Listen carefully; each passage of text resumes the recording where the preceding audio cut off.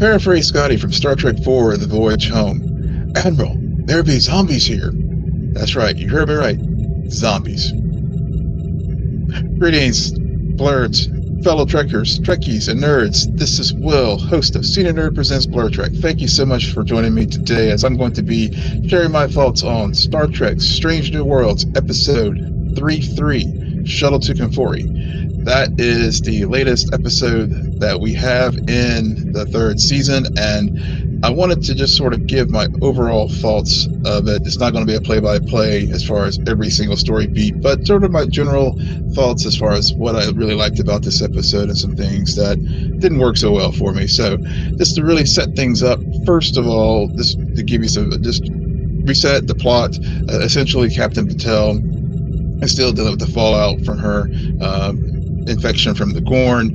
Dr. Binga and Spock have come up with a cure for that condition, and they find that a planet in a disputed part of space between the Klingons and the Federation is a dangerous planet, but this planet has a flower, a magic flower that can provide a cure for her. Captain Pike decides to go with Binga to retrieve this flower, and while they're there, they come across a ghost of Binga's past that he has to confront on this planet. So that's a sort of a general overview as far as what happened, and we'll get into some of the particulars of that as I give my thoughts as far as things I liked and didn't like about this episode. But that being said, I have to just go ahead and just address the issue right out the get, which is the zombies. So, when I first watched this episode and saw the zombies, I have to say I was like, I wasn't feeling it, y'all. But then as I paused and really thought about it, I have to give the writers' room here in this episode and the director Dan Lau credit, and also the writers credit, because at first I was like, okay, they're just, we have The Last of Us, we have The Walking Dead, we have all these things out here in the genre as far as these zombie shows. But I have to say, the writers here learned something from The Last of Us Season 1 in particular, about how you utilize in that series, how to utilize the zombies and people who were affected with the cordyceps effectively, as far as these people were affected in this world, but this real heart of the story is the emotional things that are going on with our characters. And that was really what was really critical with this episode too, because really when I think about the two major A and B stories with this, that being of course Pyke and Binga, trying to find that magic flower for for Patel's illness, and then of course the B story with Una and Ortegas and Ortegas's insubordination. Those things really did resonate with me, as far as like these were really strong character driven stories this week, and there were a lot of things that I want to just really touch on here in this review. So, but before I do that, love for you to hit that like button, and also if you're so inclined to subscribe to our channel, and so you never miss these Star Trek chats as well as our main conversations here on the channel about other things in not only Star Trek but also across many different genres. Hitting that like button and also commenting on this video will help the algorithm and help us get a lot of reach to all the fandom out there and build our community. So we'd love for you to do that. And now let's get to my thoughts about the stories, which I'm actually going to start with the B story, which is Ortega's insubordination. So, there's things in Star Trek that, in my earlier review of the season premiere, I discussed, how do we change Star Trek up? How do we avoid the tropes as far as, we're coming up on 60 years of Trek, and of course, there's always like the trope of Maverick officer goes off and does something their own thing. Kirk will do it, or Archer, or whoever. Will gonna go off, do everything right, and then never faced any consequences. Things are going to work out very well, and everybody goes on their merry way. But what I really, really, really liked about this episode was the fact that Commander Chin Riley, when she knows that Ortegas is a strong pilot, and whenever, of course, they had the earlier scene in the episode where they were trying to come up with solutions after they lost, contact with Pyke and Binga on the planet.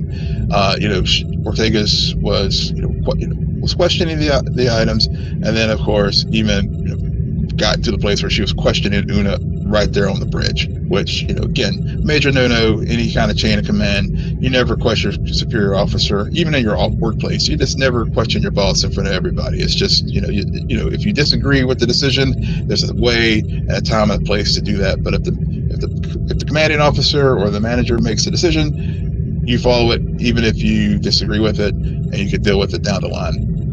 And so I really appreciate the fact how Una called Ortegas out and called her out on the carpet whenever she realized that she's a talented pilot, and so whenever Ortegas adjusted the speed so that they were detected by the Klingons, and at the end of the day, they all saved the day. Were able to beam Pyke and Binga back from the planet and stuff. But it was, but they had a plan that was going to work. And it was going to take a little bit longer, but Ortegas put matters in her own hands and really jeopardizing the entire crew over her insubordination and her insubordinate actions really endangered the Enterprise. And I really do appreciate the fact that, yes, Ortegas and Commander Chin Riley are friends, and it's a mentor relationship and all that kind of stuff. But it was really nice to see in Trek that with her taking her off duty for 2 weeks, that really, really resonated with me, because she did not follow orders, and she did need to have a consequence of that. And instead of having the loophole, which things go well and everything works out, and we just nothing happens, you just go about your merry way. She does that, did have a consequence of that, and I really, really, really like that. And I really have to say, both Rebecca Romaine and also Melissa Navia, who plays Ortegas. We haven't, Ortegas is one of my, I have really enjoyed this character on this show, and we've seen her comedic chops in some things, but we haven't had many opportunities to see some of the dramatic chops. And of course, we know Ortegas still has some lingering PTSD from the Klingon War, and so it wasn't, they didn't, even those mitigating factors. I think, of course, Commander Chin Riley did take that into consideration, but at the end of the day, she did say, 2 weeks off, and then also don't screw this up. This is consider this your warning. I'm on to you. So I really, really did like that, because in other times in Star Trek, when we've had officers go off and go rogue, we haven't seen, more often than not, we don't see long-term consequences of that. Of course, we did see it some with Worf, for example, whenever he did that with years ago in DS9, where he did not follow orders, and possibly ended up compromising him from getting the captaincy. But other than that, we haven't seen some of our principal characters get called to the carpet for those actions. So I really, really did like that. I really liked the acting there from both Rebecca Romaine and Melissa Navia. Which, when you juxtapose that with what was going on with Pyke and Binga, and how with the issues there, as I noted before, we had the daughter of the Klingon Dakra, who back in season 2, Dr. Binga, Dakra was a Klingon who turned to the Federation, so he's a traitor, and his daughter in this episode in Shuttle to Kenfori was hunting down Binga, and she just, as luck would have it, he ends up on this planet. She's just trying to regain her honor. Her house has been stripped of their honor because of the actions that took place. But really, to bring the point home, just the contrasting in command styles between Pyke and and Binga, and of course they're deep friends and deep friendships and stuff like that. But it is how Pike handled the situation again in this episode, following up from the Cloak of War and from season 2, where of course in that episode, whenever of course Binga and the Klingon did get into it, the physical altercation, and of course it was behind the screen. But in this episode, they left it in the under the Cloak of War in season 2. They left it ambiguous as far as what happened there, and in this episode, we do learn, even though you could make the point, and again, it's the loophole, the Star Trek loophole. Of course, Pike here is, of course, Mbinga is under duress here because she has the talk to Pike's neck. He also, of course, this is an unauthorized mission, so they were already setting up the various loopholes. So this is the exact thing that I was talking about. Why I like the B story with Una and Ortega's better, because there were true consequences there, where you juxtapose it with the traditional tropes within one episode of Star Trek of the loophole. And that again, Pike was able to exploit the loophole, and not after Mbinga does admit essentially that he did murder Dakra, but because we have these loopholes, at least for now, no consequences. Now we may have consequences down the line, but at least for right now, there's no consequences. So so within one episode, this really just captures how things, how the best of Trek and the worst of Trek.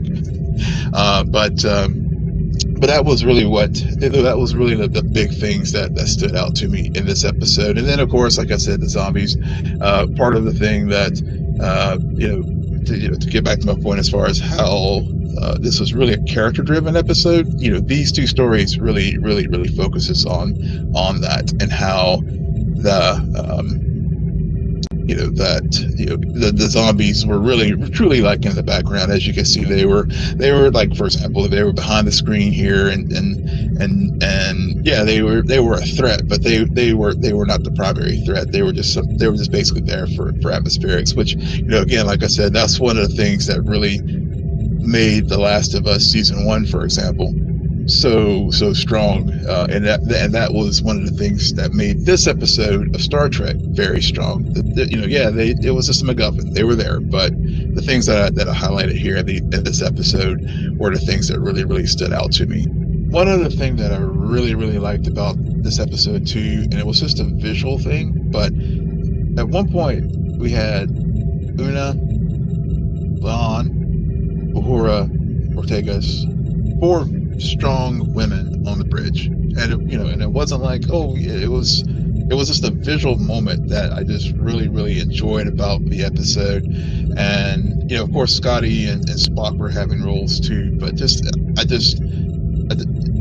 when you think about Star Trek and everything that's cool about Star Trek, it was just a really awesome moment, and I just really wanted to just make a note of that as another plus that I really liked about this episode.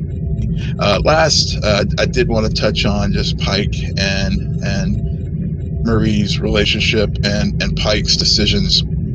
Again, we haven't, it's been a while that we've seen our captains have a long relationship in Star Trek. Of course, we did have, of course, Ben Sisko and Cassidy Yates, but of course Cassidy was not a starship captain. She was, but here we do have Pike and Patel and their relationship.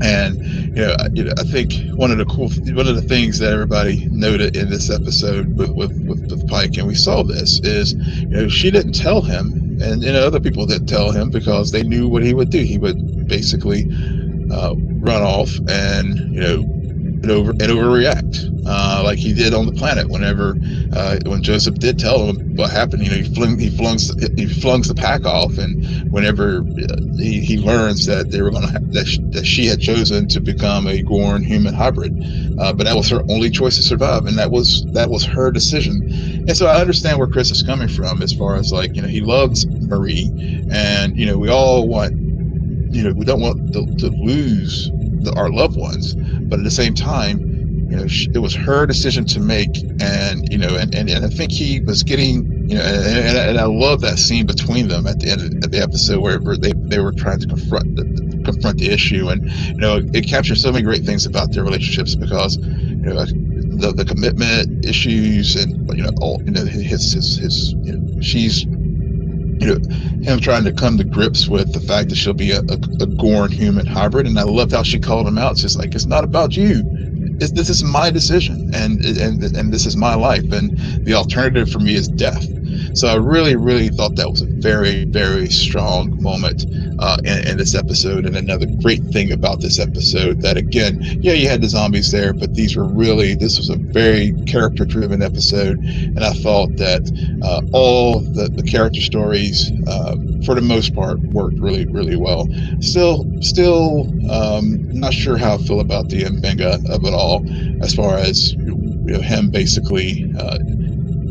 He's essentially a murder. He confessed to murder, but they're using again a loophole to continue things, and we've seen the loophole too. I mean, Una sitting on the bridge is the biggest loophole, but I don't have but that happens in Star Trek. But would really, really love to hear your thoughts about this episode, and also your thoughts on the third season so far. And of course, we did have Comic-Con, and yesterday, at the time of this recording, we just had Comic-Con, and we did have the Muppet teaser for season 4, and also the Starfleet Academy. So go check out my video that I did for Comic-Con.